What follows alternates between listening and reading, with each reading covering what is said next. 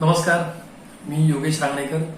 वलयांकित मालिकेत आपल्या मनापासून स्वागत. नावावरूनच तुम्हाला कल्पना आली असेल, वलयांकित पॉडकास्ट याचा अर्थ वलयांकित पॉडकास्टमध्ये एखाद्या वलयांकित व्यक्तिमत्वाबद्दल आपण जाणून घेणार आहोत. आणि आजचं व्यक्तिमत्व हे तसं विशेष आहे. आजच्या व्यक्तिमत्वाबद्दल थोडक्यात सांगायचं तर आवाज की दुनिया.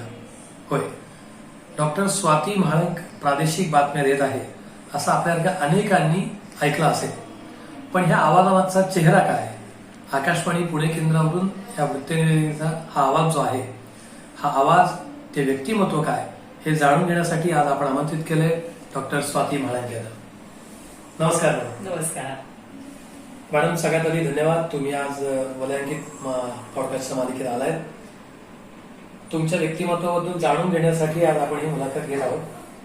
मुलाखतीची सुरुवात करताना मला जाणून घ्यायला आवडेल, आपण तुमच्या थोडं लहानपणीच्या घरच्या आठवणीबद्दल बोलू. तुमच्या घराबद्दल थोडं सांगा. मी मूळची पुण्यातलीच. माझा जन्म पुण्यामध्येच झाला, त्यामुळे म्हणजे बालपण सगळं पुण्यातच गेलेलं आहे. माझे आई वडील अत्यंत सुविद्य. वडील माझे अभियंता होते, इंजिनियर, आणि चांगल्या बहुराष्ट्रीय कंपनीमध्ये काम करत होते. आणि माझी आई स्वतःची ही शिक्षण क्षेत्रात कार्यरत होती आणि अनेक शिक्षण संस्थांमध्ये तिने काम केलं. BEd कॉलेजची प्राचार्य म्हणून ती निवृत्त झाली. त्यामुळे घरामध्ये सुविद्य वातावरण होतं चांगलं. त्यामुळे संस्कारही त्याच पद्धतीने चांगले झाले. अनेक गोष्टी वेगळ्या वेगळ्या करायला मिळाल्या. ज्या आवडीनिवडी होत्या त्या जोपासायसाठी प्रोत्साहन मिळालं. आणि म्हणजे अगदी खूप श्रीमंत नसलो तरी पण खाऊन पिऊन सुखी असं आमचं घर होतं. काळाच्या टप्प्यावर त्या टप्प्यावर जे चांगलं होतं ते सगळं मिळत गेलं. दुसरं म्हणजे अनेक वेळेला असं झालं की मनामध्ये इच्छा यायची आणि ती वस्तू समोर हजर व्हायची. त्यामुळे एखाद्या गोष्टीची वाट पाहावी, एखाद्या गोष्टीसाठी खूप मनामध्ये कुढत राहावं की अरे मला ते कधी मिळेल, अशी वेळ कधी आली नाही. त्यामुळे खूप सुखासमाधानाचं आणि छान बालपण गेलं माझं. सगळं पुण्यावरच बालपण. होय. मग तुझं शालेय शिक्षण कुठे झालं? माझं पुण्यामध्ये शिक्षण आता 2-3 ठिकाणी वेगळ्या झालं, कारण घर बदलणं हे त्याचं मुख्य कारण होतं. आम्ही डेक्कनला राहत होतो तेव्हा माझं शालेय शिक्षण हे शिशु विहारमध्ये झालं, जी महर्षी कर्वे स्त्री शिक्षण संस्थेची शाळा होती. भावे प्राथमिक शाळेमध्ये मी गेले. पुढे म्हणजे पुढे माध्यमिक याचा कालावधी सुरू झाला, त्यावेळेला मला आई वडिलांनी ज्ञानप्रबोधिनीमध्ये घातलं. असं माझं शालेय शिक्षण झालं पुण्यामध्ये. ज्ञानप्रबोधिनीतला कसा होता अनुभव तुमचा? फारच सुंदर. म्हणजे ती शाळा नाही तर ते दुसरं घर होतं आमचं. आणि तुम्हाला कदाचित माहिती असेल की ज्ञानप्रबोधिनी या शाळेविषयी लोकांच्या मनामध्ये खूप उत्सुकता असते, आदर असतो, आणि इतर शाळांपेक्षा काहीतरी वेगळं देणारी शाळा असा या शाळेचा लौकिक आहे.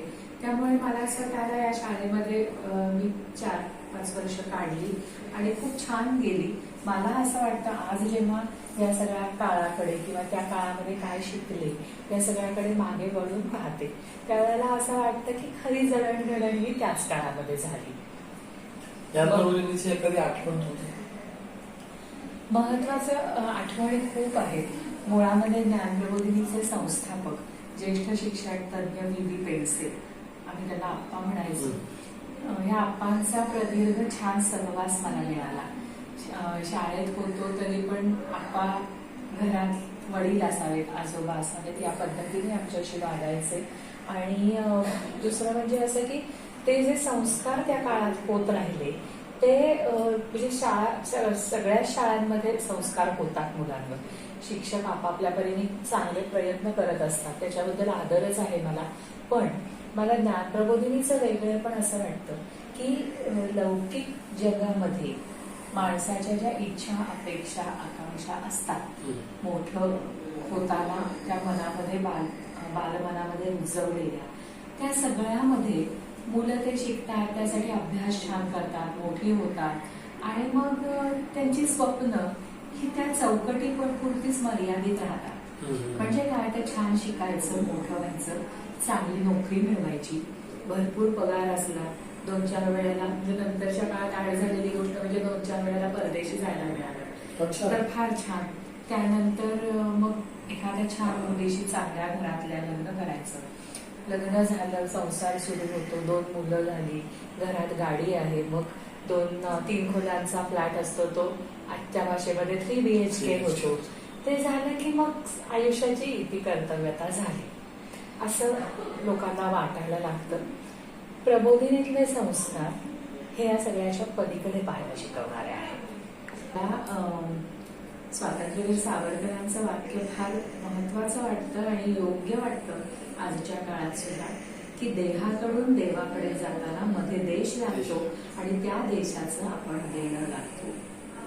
ही जी भावना किंवा संस्कार आहे तो प्रबोधिनीमध्ये फार ठळकपणे विद्यार्थ्यांच्या मनावर केला जातो, रुजवला जातो.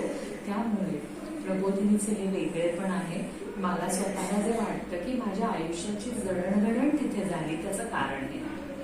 घरात आई वडील, आजी आजोबा ही माणसं किंवा इतर नातेवाईक जवळचे असतात. ही माणसं संस्कार करणारी होती, पण त्यांनी संस्कार माझ्या आयुष्यापुरते दिले.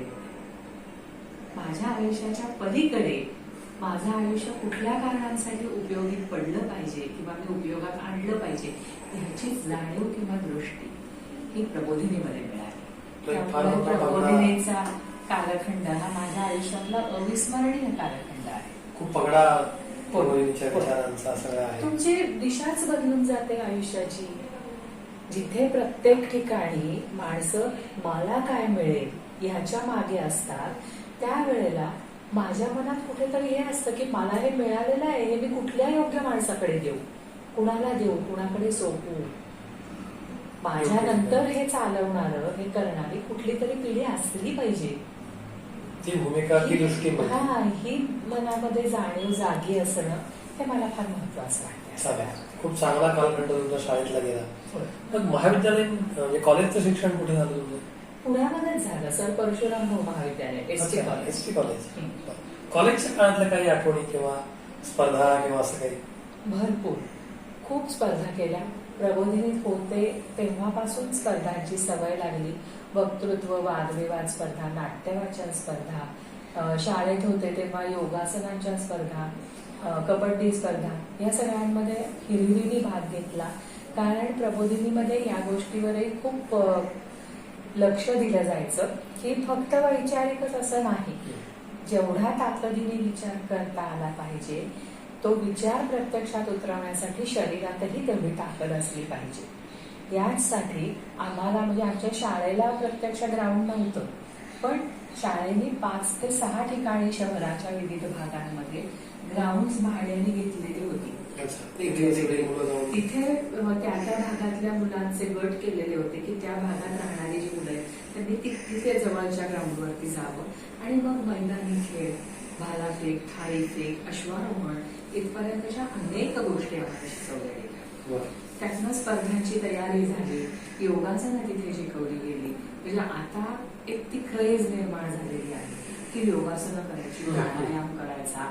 कारण आता माणसाला तब्येतीचे इतके प्रश्न येत आहेत की वयाच्या 20-22व्या वर्षी सुद्धा डायबिटीसने माणूस ग्रस्त असतो किंवा त्याच्या डोक्यावरचे केस कमी व्हायला लागलेले असतात. या गोष्टी गंभीर आहेत. त्यामुळे आता लोक असं काहीतरी होऊ नये किंवा झालंय तर आता त्याच्यावरती काहीतरी प्रिकॉशनरी मेजर पाहिजे म्हणून आता या गोष्टी करतात. पण हे काही होऊच नाहीये. यासाठी शरीर तुमचं लवचिक राहिलं पाहिजे, शरीराला अशा गोष्टींची सवय असली पाहिजे, यासाठी आम्हाला या गोष्टी शिकवल्या गेल्या. त्यामुळे त्याची सवय लागली आणि पुढे मग कॉलेजमध्ये असताना या सवयी टिकून राहिल्या. मुळामध्ये एक आणखी महत्वाची गोष्ट म्हणजे आपल्याकडे जे पौराणिक काळापासून चालत आलेलं आहे की स्त्री पुरुष समानता आहे, त्यांना संस्कार, शिक्षण हेही मुलामुलींना सारखं दिलं पाहिजे, हे आपण आता बोलतो, आता त्याच्याविषयी प्रयत्न करतो. प्रबोधिनीमध्ये हे फार पूर्वीपासून होतं. प्रबोधिनीत असताना आणि 6वीत असताना आमची मुंज झालेली आहे. अच्छा. आणि आत्ता स्वतः आध्वर्य म्हणून बसायचे, मुंजीबंधन करायला. त्यामुळे मुंज कशासाठी, मुंज करून घेतल्यानंतर माणसाने काय केलं पाहिजे, विद्यार्थिनी ह्याचेही संस्कार आमच्यावर झाले. त्यामुळे रोज उपासना करणं, रोज व्यायाम करणं, त्यानंतर आपण जे करतो आहोत त्याचा इतरांना उपयोग कसा होईल, इतरांना मदत कशी करता येईल याच्यासाठी प्रयत्न करणं, ह्या गोष्टी आम्ही लहानपणापासून शिकलो. त्यामुळे हे संस्कार घेऊन पुढे जात असताना म्हणजे पुढे महाविद्यालयात गेल्यावरही मनामध्ये हे संस्कार कायम होते. त्यामुळे ती जी शिस्त लागली ती उपासना रोजची करायची. अजूनही माझ्या घरामध्ये आजही मी संध्याकाळी दिवे लागण झाल्यानंतर परवाचा म्हणते. ती रुटीनच झाला आयुष्यात. मी घरात नसले तरी पण माझ्या मनात अंतर्मनात कुठेतरी शुभंकरोती कल्याणाचा नाद 6:30-7ला घुमत असतो. हा त्या संस्कारांचा भाग आहे. त्यामुळे पुढचं महाविद्यालयीन शिक्षण पण छान झालं. मुळामध्ये तुमची वैचारिक जडणघडण अशी एकदा ठोस झालेली असेल की बारीक सारीक गोष्टींमधनं वादविवाद होणं, कटकटी होणं किंवा दुसऱ्याचं काहीतरी श्रेय मिळवण्यासाठी झगडणं, अशा गोष्टींमुळे जे विद्यार्थ्यांमध्ये वाद होतात, भांडणं होतात, कॉलेजांमध्ये मारामाऱ्या होतात, ह्या गोष्टी माझ्या बाबतीत कधी झाल्याच नाही. ज्या सकारात्मक गोष्टी आहेत की स्पर्धांना जायचं कॉलेजमध्ये 38 वर्ष बंद पडलेलं वाङ्मय मंडळ आम्ही सुरू केलं. त्याच्यासाठी पाठपुरावा केला. आमच्या मराठी विषयाच्या विभाग प्रमुख होत्या डॉक्टर अनुराधा पोद्दार. त्या आम्हाला असं म्हणल्या होत्या की जमेल का तुम्हाला, बघावर का, हे इतकी वर्ष चालवायला कोणी मध्ये मुलं नव्हती पण हे छान चाललं पाहिजे. आणि आम्ही त्यांना म्हटलं नाही, आम्हाला करायचं हे सुरू, आम्ही दर आठवड्याला जाणार, आम्ही कार्यक्रम करणार, तुम्ही आम्हाला मदत करा. आणि त्यांनी केली मदत आम्हाला. हो, प्रोत्साहन दिलं, सुरू केलं. त्या वाङ्मय मंडळाच्या उद्घाटनाला शंकर पाटील साहेबांना त्यांनी बोलवलं. आणि साहित्य आणि समाज यांचा अनुबंध काय असतो याच्यावरती शंकर पाटलांनी खूप सुंदर व्याख्यान दिलं त्यावेळेला. आणि मग आमची अशी अहमहमिका असायची म्हणजे वाङ्मय प्रेमी विद्यार्थ्यांची, या आठवड्याला काय कार्यक्रम करायचा. मग आम्ही चांगल्या प्राध्यापक जे आम्हाला आवडणारे विद्यार्थीप्रिय प्राध्यापक होते त्यांच्या आम्ही मुलाखती घेतल्या. बाहेरच्या साहित्यिकांना आम्ही बोलवायचो. आम्ही विद्यार्थ्यांचं कवी संमेलन घ्यायचो. यातनं आंतरमहाविद्यालयीन ऍक्टिव्हिटीज उपक्रम उभे राहिले. बंद पडलेला हो, त्या बरोबरीने मग आम्हाला पोद्दार मॅडमनी त्याच्यामध्ये फर्ग्युसन कॉलेजमध्ये साहित्य सहकार नावाने वाङ्मय मंडळ उत्तम चालायचं. साहित्य सहकारला फार मोठी परंपरा आहे. तर त्यांनी आम्हाला एका कार्यक्रमाला तिथे घेऊन गेल्या. त्या साहित्य सहकारचे अध्यक्ष होते फर्ग्युसनचे मराठी विभागाचे प्रमुख डॉक्टर गंगा जोगळेकर सर. जोगळेकर सरांनी आमचं सगळं काम बघितलं, ऐकलं, त्यांच्या पद्धतीने कडक होते सर, पण अत्यंत विद्यार्थ्यांविषयी आस्था, आत्मीयता होती.